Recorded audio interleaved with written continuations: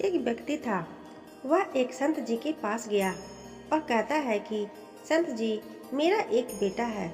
वह ना तो पूजा पाठ करता है और न ही भगवान का नाम लेता है।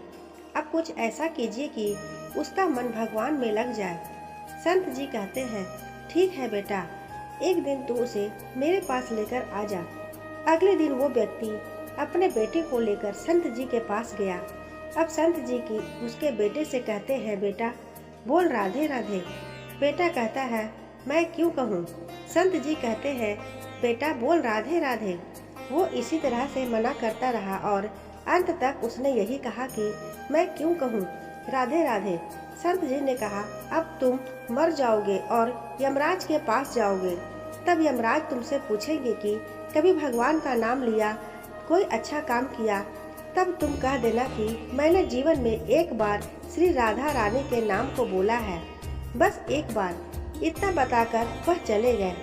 समय व्यतीत हुआ और एक दिन वो मर गया। यमराज के पास पहुंचा। यमराज ने पूछा, कभी कोई अच्छा काम किया है? उसने कहा, हाँ महाराज, मैंने जीवन में एक बार श्री राधा रानी के नाम को बोला है, आप उसकी महिमा बताइए। यमराज सोचने लगे कि एक बार नाम की महिमा क्या होगी, इसका तो मुझे भी पता नहीं। यम बोले, चलो इंद्र के पास, वो ही बताएंगे। तो वो व्यक्ति बोला, मैं ऐसे नहीं जाऊंगा, पहले पालकी लेकर आओ, उसमें बैठ कर जाऊंगा। यमराज ने सोचा, ये बड़ी मुसीबत है। फिर भी पालकी मंगवाई गई और उसे बिठाया। 4 कहार लग गए। वो बोला, यमराज जी, सबसे आगे वाले कहार को हटाकर उसकी जगह आप लग जाइए। यमराज जी ने ऐसा ही किया। फिर सब मिलकर इंद्र के पास पहुँचे और बोले कि एक बार श्री राधा रानी के नाम लेने की महिमा क्या है। इंद्र बोले, महिमा तो बहुत है, पर क्या है ये मुझे भी नहीं मालूम। बोले कि चलो ब्रह्मा जी को पता होगा, वो ही बताएंगे। वो व्यक्ति बोला, इंद्र जी ऐसा है, दूसरे कहार को हटाकर आप यमराज जी के साथ मेरी पालकी उठाइए। अब एक और यमराज पालकी उठा रहे हैं और दूसरी तरफ इंद्र लगे हुए हैं। पहले पहुँचे ब्रह्मा जी के पास। ब्रह्मा जी ने सोचा कि ऐसा कौन सा प्राणी ब्रह्मलोक में आ रहा है जो स्वयं इंद्र और यमराज पालकी उठाकर ला रहे हैं। ब्रह्मा के पास पहुँचे। सभी ने पूछा कि एक बार श्री राधा रानी के नाम लेने की महिमा क्या है। ब्रह्मा जी बोले, महिमा तो बहुत है, पर वास्तविकता क्या है कि ये मुझे भी पता नहीं, लेकिन हाँ, भगवान शिव जी को जरूर पता होगा। वो व्यक्ति बोला कि तीसरे कहार को हटाइए और उसकी जगह ब्रह्मा जी आप लग जाइए। अब क्या करते, महिमा तो जाननी थी। अब पालकी के एक ओर यमराज है, दूसरी तरफ इंद्र और पीछे ब्रह्मा जी है। सब मिलकर भगवान शिव के पास गए और भगवान शिव जी से पूछा कि प्रभु श्री राधा रानी के नाम की महिमा क्या है। केवल एक बार नाम लेने की महिमा आप कृपा करके बताइए।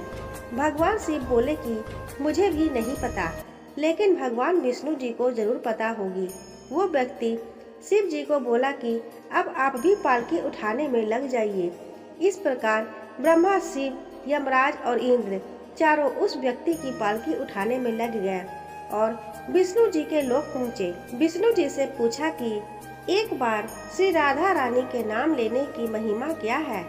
विष्णु जी बोले, अरे जिसकी पालकी को स्वयं मृत्यु का राजा यमराज, स्वर्ग का राजा इंद्र, ब्रह्म का लोक का राजा ब्रह्मा और साक्षात भगवान शिव उठा रहे हो, इससे बड़ी महिमा क्या होगी। जब सिर्फ एक बार श्री राधा रानी नाम लेने के कारण आपने इसको पालकी में उठा ही लिया है, तो अब ये मेरी गोद में बैठने का अधिकारी हो गया है।